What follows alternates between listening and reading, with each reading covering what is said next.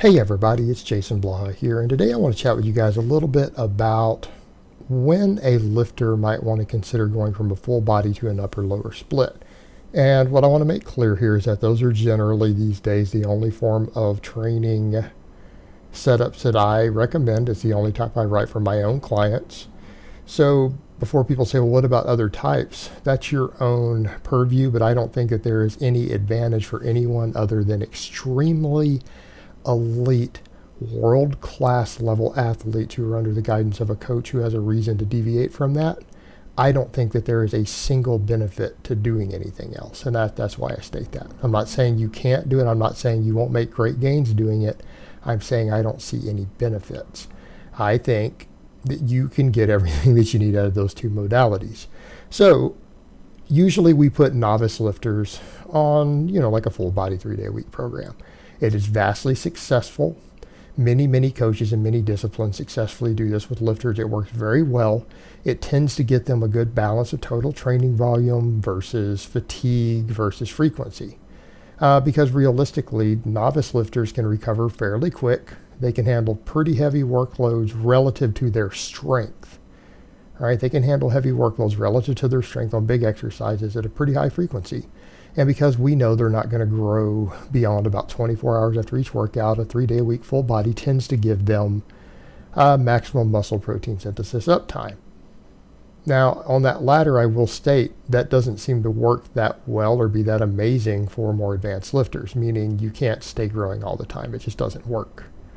Because usually there's a trade-off. Usually what ends up happening when advanced lifters do something deviating from that, they tend to get into a lot of junk volume, or their daily training volumes get too low to stimulate a maximum adaptive stress.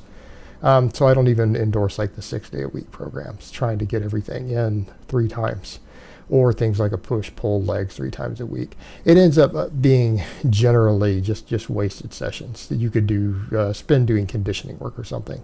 So let's go over to the novice.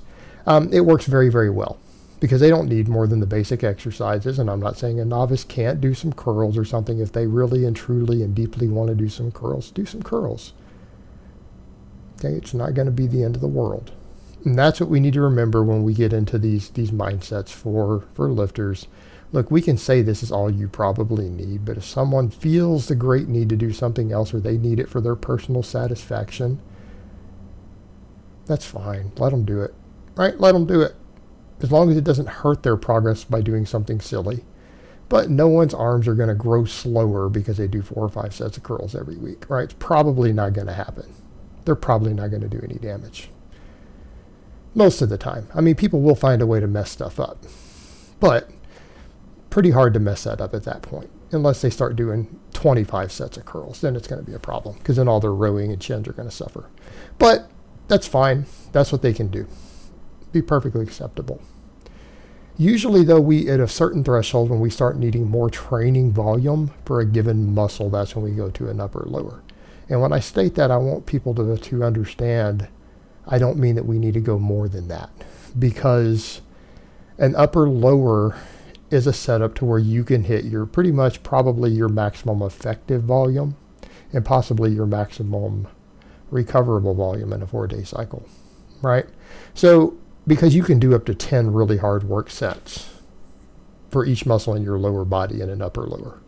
Same thing for your upper body. You can do really 10 hard sets for your triceps and your chest and your lats and all that stuff. All right, if you're doing that twice a week, if you really think that you're going to get bigger from more volume from that, you're not living in the real world. You are either actually not training hard, you're not training hard, or as hard as you think you are, or you've got delusions about how much volume you're actually going to adapt to. At a certain point, it's just conditioning. And it's usually going to be that threshold. It's going to be somewhere in the range of around 20 total sets per week split up over 2 training sessions for a muscle group. Realistically, you're not going to grow any faster than doing that if they're quality sets. And I'm not saying there aren't exceptions, but you're just not going to. You know someone out there, maybe hypothetical individual, who would. It's probably not you. And that's a fair statement.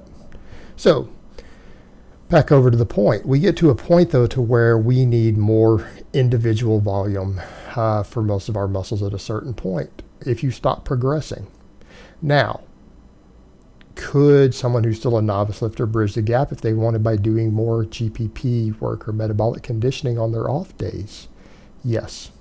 And that's kind of the take home here. If a person's not ready to go over to an upper lower that and they want more gym time and they feel they need more volume, hey, that's a great time to add in loaded carries, barbell complexes, circuit training on big exercises, right? Kettlebell swings. Because you know what? A lot of those can induce some additional hypertrophy. They'll help your conditioning. They'll help increase your work capacity. Because that's the problem we have also, right? How many novice lifters who are doing a full body 3 day a week still aren't in shape? They don't have work capacity. They haven't built their conditioning. And then they want to go to a program that lets them stack more volume. What does that usually involve? That usually involves floundering on their lower body stuff because they're not in shape. Let's try to do high volume leg training without being in shape. Well, best of luck to you. And you only get 2 chances a week to get it right. So that's usually a good idea. You know, that's oftentimes the first recommendation I might make. If you start floundering a little bit on a full body 3 day a week, maybe you should start doing some conditioning work on your off days. It's not a bad idea. Once your work capacity is up, then we can look at maybe an upper lower. And it's not to say that I don't put individual clients on an upper lower before that. I do. But it has nothing to do with people writing their own programs doing cookie cutter stuff. They're going to mess that up usually. They're going to mess that up. But that is also usually when I want to start stacking more volume on them. Right? In other words, I want them to do more sets of squats with more deadlifts behind them and a bunch of posterior chain work in the same workout. Okay? That's what people need to remember. That's what I'm doing to them. You're not going to be doing that on your full body workouts. Like a lot of my upper lower guys, I take them over to where I want them to do multiple singles on the deadlift after 5 sets of squats. And then 3 sets of glute bridges and then 5 sets of good mornings behind it. All right, that's a full workout. You're not going to do all of that and do a bunch of bench pressing and chin-ups. Okay? You're not going to do that. So that's what I'm doing to them. And if they're not in shape enough to handle that, that's a problem. So the point is, though, when we need to start adding that extra volume, we can do that. Then it gets us in the gym 4 days a week. That means we can work some weak points. There might be one given weak point in the body that needs 5 solid work sets 4 days a week to give them 20 that way off of one exercise. I do that to people. Okay, that's not bad. Your upper lower still gets you in the gym 4 days. Even though it's focused on upper lower, it doesn't mean you can't work a weak point, whether it's your upper back, quads or something else. You could get away with hitting them 4 times with some lifts, right? So it gives you that. But generally what we're looking for here is when people need the extra volume per session in order to stimulate maximum adaptative stress from that session. Because you might reach a point to where 4 or 5 good work sets just really isn't enough. It's just not enough. And it's not that people say, oh, I need to focus on the fatigue. No, that doesn't matter. Your chest doesn't get worked less if you're doing sets close to failure or high limit sets just because you squatted first. Just because you're forced to use a slightly lighter weight doesn't mean the fatigue's not there. It's still there. It's the point of when we need more total volume. And it's good to do.